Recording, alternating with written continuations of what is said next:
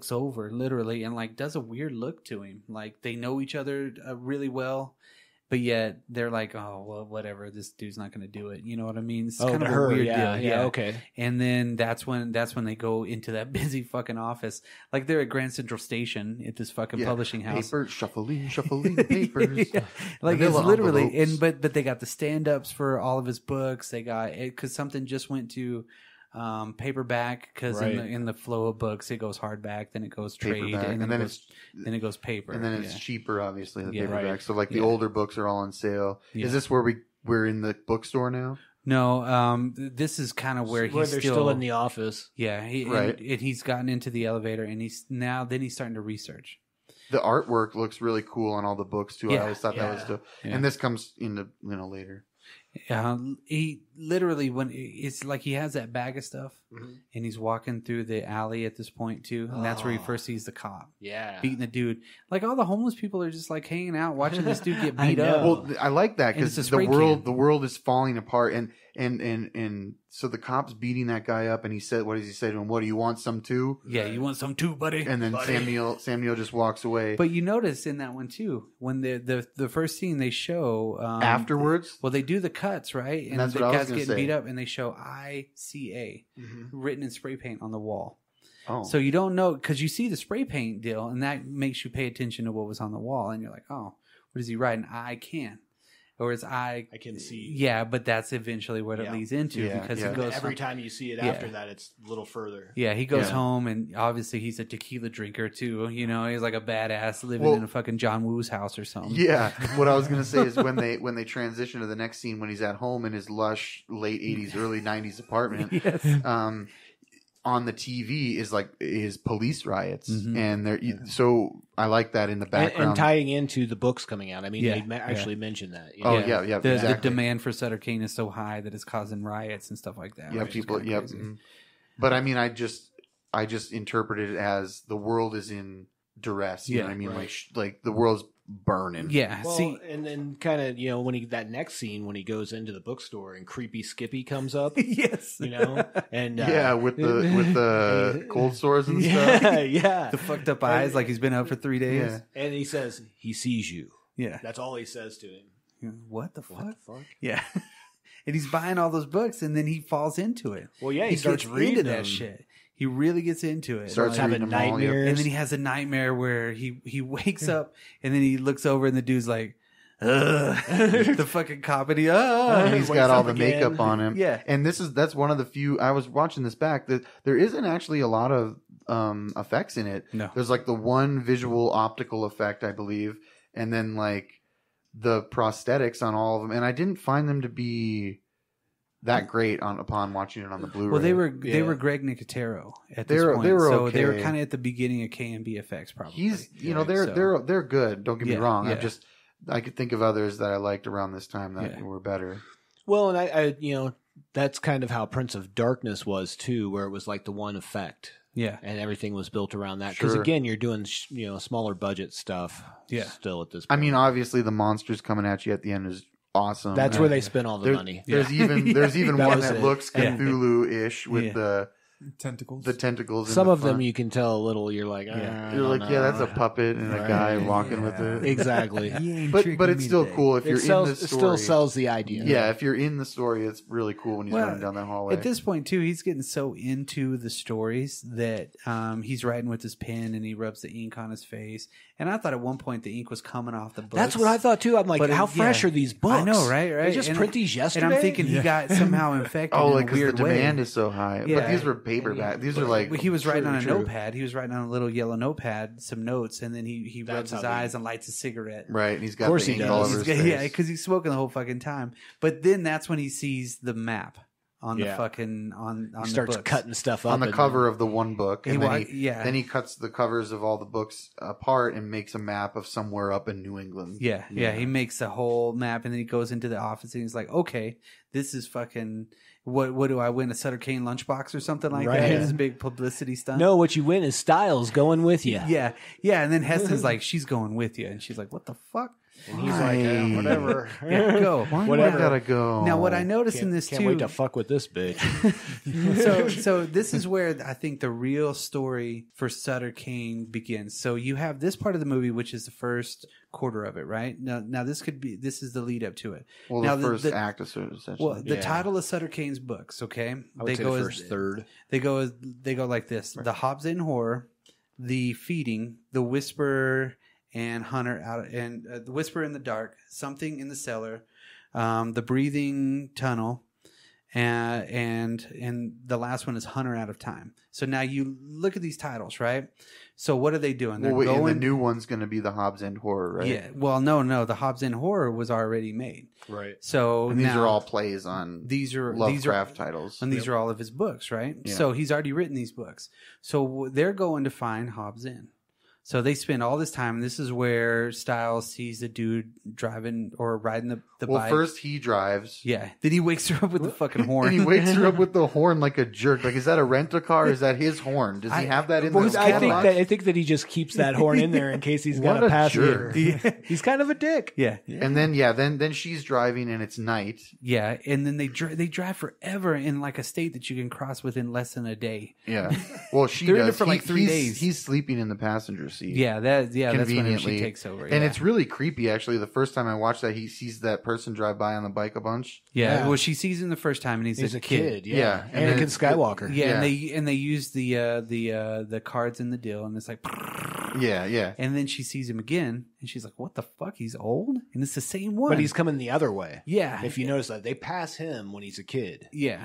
When he's coming back towards them, he's old. Yeah, which is fucking weird. So it's like he's going in a loop or something. Right. Weird. Yeah. So he won't let me leave. Yeah, and then she hits him. Because he's written that way. He goes up over the hood and everything like that. She slams on the brake, gets out, fucking, and he's like, he won't let me leave. He just won't let me leave. Then he gets up and rides off again.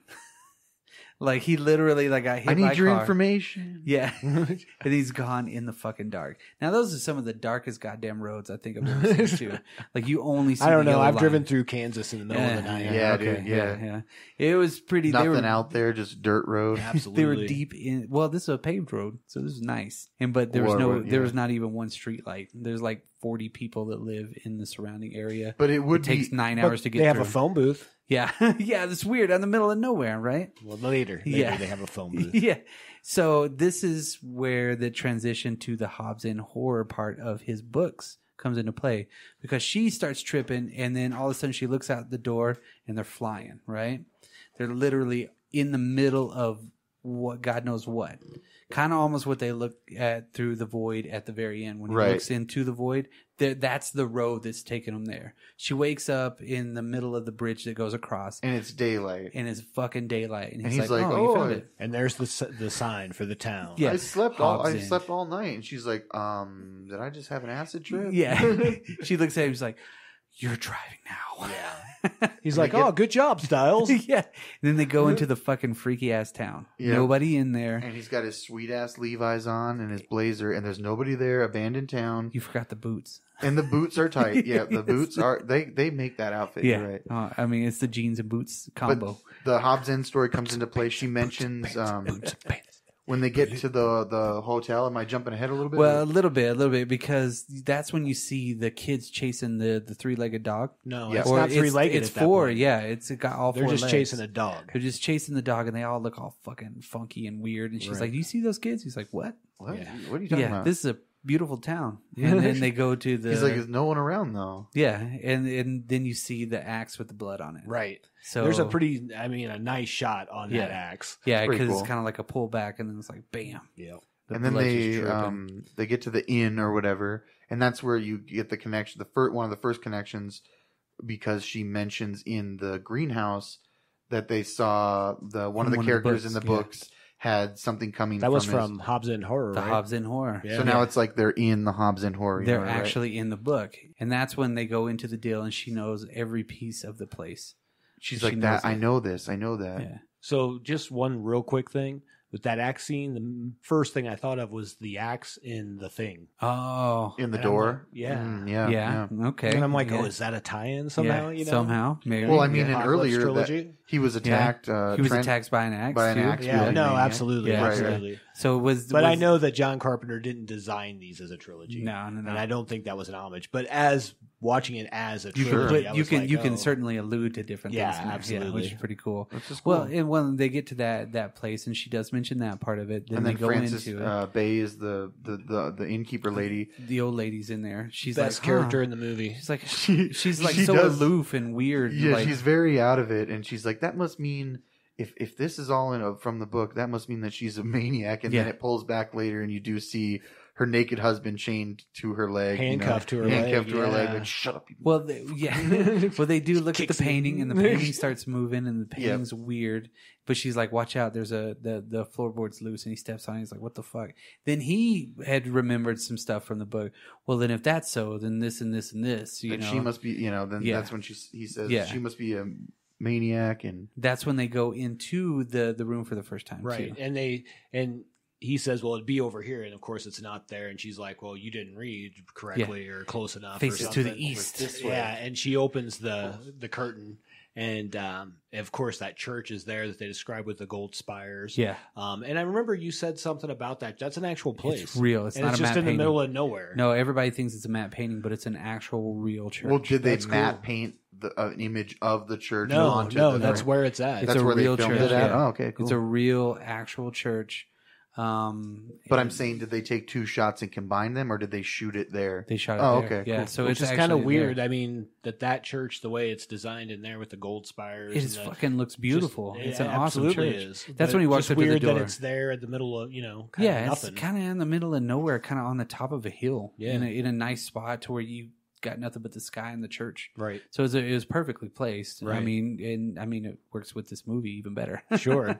Well, then he goes up to the door and he's kind of knocking on it, and that's when we see the first kind of inkling of something's weird about the whole deal, because that's where the Wilhelm guy comes in. Right. He's wanting his kid back. Right. But that's doesn't she see the kids again before that? Yeah. And so just again, she saw that and then on. Yeah, and then he's like, I want my boy back. And that's when the doors start opening and they're like, what the fuck? And it's his kid, and it's just flapping open, and then all of a sudden Sutter Cane. Yeah.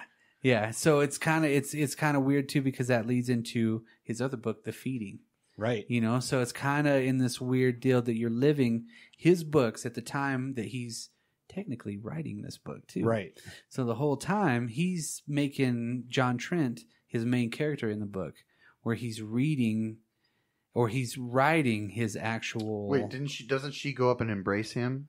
No, but this is not yet. Not yet. Not yet. So they go back to the hotel after this too. And this is where she tells him this was all a publicity stunt, but all this isn't. You know? What I mean? This is real. This is actual real. This wasn't supposed to be here. Yeah, she's freaking out. Yeah. So at that point, that's where Styles gets real weird. Yeah, she starts to get weird. She starts like trying to. I don't know. She's just like really seems like she's out of it at that point. Yeah, she kind of. And then she goes to the church herself. And here's what fucked me up about that. There is a sign that says, anyone who dare enter this unholy site be damned forever when she gets there. And she's just like, okay. Yeah. I'm going in. Yeah. Sounds like a good trade. But that's where she sees the three-legged dog. And that's where she goes, who takes care of you? You do. Yeah, you're our mommy. That's the other mommy's scene. day. That girl was creepy. That's the other scene with the weird children. That she was super creepy, and the makeup looked good there. I thought on that one girl. I thought mommy's day, and that dog. It's mommy's day. Yeah, and that dog with the three legs. You can see kind of like the blood on the girl's lips, and when she's been eating it. Yeah. But the dog got away, and they're still chasing it. So then she runs can't up. Catch a three-legged dog. And I'm guessing the idea is that he exposes her to the book. He lets her read the book. Well, at that point, he like pushes her down. Yeah, makes her read it. Yeah, and like it's just like glowing. Whenever somebody reads the book, just like his original guy that attacked him the first time, he got a glimpse of the first couple of pages and then went nuts. Right. So she sees the whole fucking book because he finishes it right there. Right. And just like, here, read.